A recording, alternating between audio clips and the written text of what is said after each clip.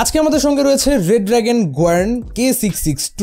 এটা অবভিয়াসলি একটা mechanical keyboard এবং খুবই অ্যাফোর্ডেবল একটা প্রাইস পয়েন্টের মধ্যে আছে এই মেকানিক্যাল কিবোর্ডটা।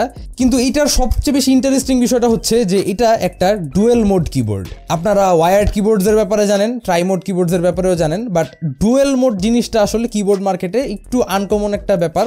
সব ব্র্যান্ডসদের খুব বেশি একটা ডুয়েল মোড কিবোর্ডস বাজারে খুব একটা পাওয়া যায় না। So this is one of the few dual mode keyboards in the market এবং এটার প্রাইস সেট করা হয়েছে 2200 থেকে 2300 টাকার মধ্যে। এর মধ্যে আর কি পাওয়া যাচ্ছে মার্কেটের মধ্যে এই কিবোর্ডটা। আর যারা ডুয়েল মোড কিবোর্ডের থিওরিটা জানেন না, ইটস বেসিকলি ডুয়েল মোডের মধ্যে কোনো ওয়ায়ার্ড থাকে না। It's basically two wireless modes in this keyboard. এক হচ্ছে ব্লুটুথ, আরেক হচ্ছে 2.4 গিগাহার্টজ ডঙ্গল কানেকশন।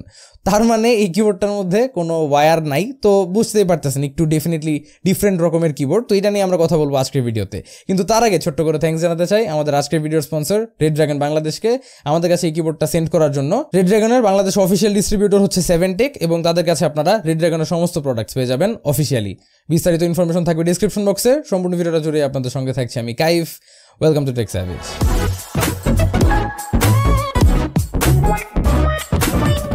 তো আমরা আর কি শুরুতে বক্স কন্টেন্টসটা একটু কুইকলি দেখে ফেলি। বক্সটা ওপেন করা মাত্রই ভিতরে পেয়ে যাবেন ইউজার ম্যানুয়াল অ্যান্ড রেড ড্রাগনের কিছু স্টিকার্স। তারপর হাতে পেয়ে যাবেন অ্যাকচুয়াল কিবোর্ডটা। এরপর কিছু অ্যাক্সেসরিজ এবং এক্সট্রা সুইচেস খুঁজে পাবেন। 4টা স্পেয়ার সুইচেস দেওয়া রয়েছে এখানে। একটা খুবই ভালো কোয়ালিটির সুইচ পুলার এবং একটা স্ট্যান্ডার্ড কি ক্যাপ পুলারও পাবেন। তাছাড়া বক্সের ভিতরেই আপনাদের জন্য 2টা AAA ব্যাটারি প্রোভাইডেড থাকবে। এই কিবোর্ডটার সঙ্গে সোনির ব্যাটারি আসছে। These are quite good quality batteries. আর এই ব্যাটারি 2টা দিয়েই আপনাদের কিবোর্ডটা বেসিকলি ফুললি পাওয়ার্ড হবে। কিবোর্ডটার রিয়ার সাইডে যদি চলে আসেন, এখানের কভারটা খুলে নিলেই আপনারা ভিতরে এই 2টা ব্যাটারি ইনসার্ট করার জায়গা পাবেন এবং তার ঠিক পাশেই দেখবেন একটা USB টাইপ A 2.4 গিগাহার্টজ এর ডঙ্গল দেয়া। তো এই ডঙ্গলটার মাধ্যমে আপনারা আপনার পিসিতে কিবোর্ডটাকে প্লাগ ইন করতে পারবেন মোটামুটি একটা খুব লো ডিলে ইনপুট পাওয়ার জন্য। তাছাড়াও কিবোর্ডটার রিয়ার সাইডে যদি চলে যান, একটা টগল সুইচ পাবেন। এই সুইচটা 3টা মোডে টগল করা যায়, 2.4 gigahertz, power off and Bluetooth. But যেমনটা বুঝতেই পারতেছেন এই কিবোর্ডটা কিন্তু একটা wireless keyboard, fully wireless. There's no wires involved at all. এবং এই কিবোর্ডটার মধ্যে কিন্তু কোনো বিল্ট ইন ব্যাটারিও নাই অবভিয়াসলি, কারণ এটাকে পাওয়ার আপ করতেছে 2টা AAA ব্যাটারিজ। এই কিবোর্ডটা কিন্তু বাই দ্য ওয়ে 2টা different colour variations available. Red dragon আমার কাছে 2টা ডিফারেন্ট কালারই সেন্ড করে দিছে, যেমনটা আমার হাতে দেখতেই পাচ্ছেন। আর বেসিক্যালি 2টার কালার্স গুলো সেম, জাস্ট ইনভার্টেড। মানে একটার মধ্যে ভিতরে ব্ল্যাক, আউটসাইড যে গ্রে, আর একটার মধ্যে ভিতরে গ্রে, আউটসাইড যে ব্ল্যাক। এবং পার্সোনালি আমার কাছে 2টা কালার ভেরিয়েন্টই যথেষ্ট পরিমাণ ভালো লাগছে। স্পেশালি গ্রে ডমিনেন্ট যেই ভেরিয়েন্ট সেটা এমনিতে দেখতে ভালো লাগে, বাট এটার একটা মোটামুটি ইস্যু হচ্ছে যে এটার লেটারের উপরে যে এনগ্রেভিংস গুলো সেগুলো কিন্তু একটা সায়ান কালারে দেওয়া, মানে স্কাই ব্লুর কাছাকাছি, বাট আই থিঙ্ক এটাকে এক্স্যাক্টলি সায়ান বলা হয়। তো এটা সায়ান কালারের এখানে ইমপ্রিন্টস দেওয়া হয়েছে। Personally I feel like it really looks well on the black coloured key caps. খুবই জোস লাগে দেখতে, একটা ভালোই অ্যাকসেন্ট কালার হিসেবে অ্যাক্ট করতেছে এই লেজেন্ডসের প্রিন্টিং গুলা। বাট এই গ্রে কালার কিগুলো এমনি একটু লাইট শেড অফ কালার, তার উপরে আরো একটা light shade of colour cyan তারা যখন ইউজ করছে বিভিন্ন সিচুয়েশনসে আমি লক্ষ্য করলাম যে কিবোর্ডটার লেটারের ভিজিবিলিটিটা অত একটা বেটার লাগতেছে না on this colour variant specifically. But এমনিতে এই মোস্টলি ব্ল্যাক ডমিনেন্ট কালার ভেরিয়েন্টটার মধ্যে আমার ভিজিবিলিটি নিয়ে কোনো ইস্যু হয় নাই, because most of the important keys are black. তো প্র্যাকটিক্যালি স্পিকিং আমার কাছে এই কালার ভেরিয়েন্টটা ভালো লাগছে। এই কালার ভেরিয়েন্টটার মধ্যে মেবি লেজেন্ডস গুলোর প্রিন্টিং এর জন্য সায়ান ইউজ করা ঠিক হয় নাই, but not a major issue. কি ক্যাপস গুলো এমনিতে এভারেজ কোয়ালিটির, নাথিং ক্রেজি, বাট মোটামুটি ঠিক আছে ফর দ্য প্রাইস। তো ডেফিনেটলি গুড।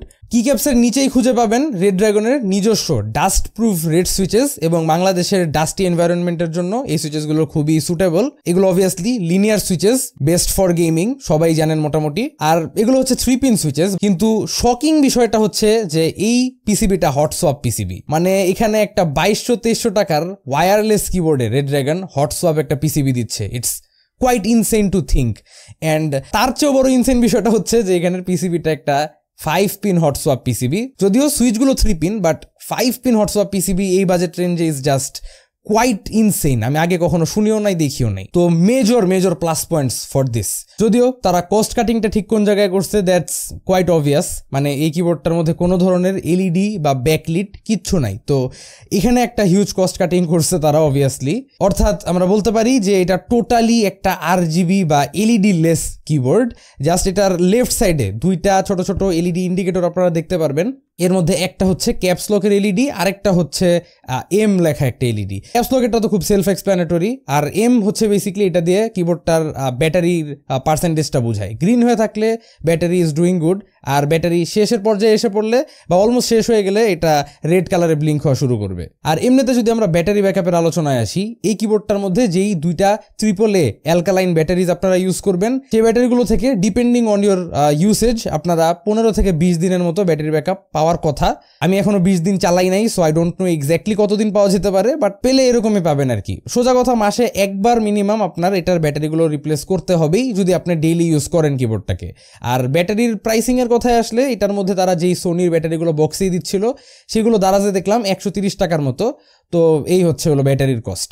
বাট ভিতরে লক্ষ্য করে দেখলাম কোনো ধরনের সাউন্ড ড্যাম্পেনিং বা কোনো ধরনের ফোম বা স্টেপসের মধ্যে লুব এরকম কিছুই নাই। তো স্টিল আমি বলবো না যে কিগুলোর স্টেবিলাইজেশন খারাপ বা আহামরি র্যাটলিং আছে, কিন্তু সাউন্ডটা খুব একটা প্রিমিয়াম কিছুই না, খুবই এভারেজ বা একটু বিলো এভারেজ টাইপেরই টাইপিং সাউন্ডস আপনারা এটা থেকে পাবেন। মানে একদমই চিপ রেড সুইচের থেকে যেরকম সাউন্ডগুলো পাওয়া যায় ওই টাইপেরই। একটা সাউন্ড টেস্ট শুনে নেন, তাহলে আপনারা নিজেই জাজ করতে পারবেন।